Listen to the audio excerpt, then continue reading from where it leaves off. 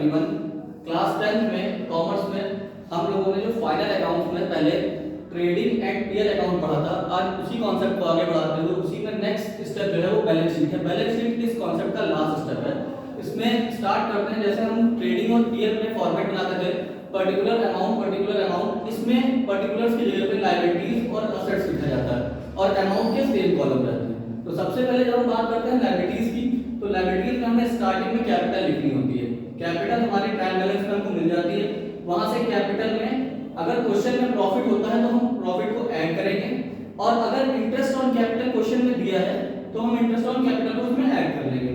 इसी तरह लेस करते हैं ड्राइंग्स को उसी कैपिटल में से, क्योंकि ड्राइंग्स जो है वो हमारा पर्सनल यूज होती है। पर्सनल यूज को हम कैपिटल से लेस करते हैं, अगर क्वेश्चन में लॉस हुआ है तो नेट लॉस को भी लेस कर लेते हैं। इसी तरह सभी तरह के लोन, जैसे शॉर्ट टर्म लोन्स है, लॉन्ग टर्म लोन्स है, दोनों बोरोइंग्स या कोई भी लोन इसमें लिखते हैं।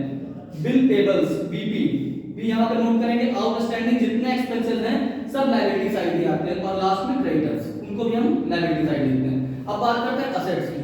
तो असेट्स में सबसे पहले बेसिक असेट्स जो हमारी हैं, building, land, plant, machinery, furniture, इनको हम पहले नोट कर लेते हैं। Cash in hand, cash at bank और डेब्टर्स के साथ में।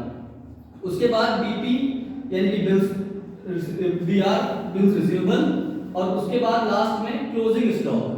क्लोजिंग स्टॉक हम दो जगह यूज करते हैं, एक ट्रेडिंग में और एक बैलेंस शीट में। बैलेंस शीट में लास्ट में क्लोजिंग स्टॉक लिखते हैं और इसमें टोटल अपने आप मैच हो जाता है। आप इधर का लायबिलिटीज का टोटल और असेट्स का टोटल जब करेंगे तो वो एक बराबर आएगा।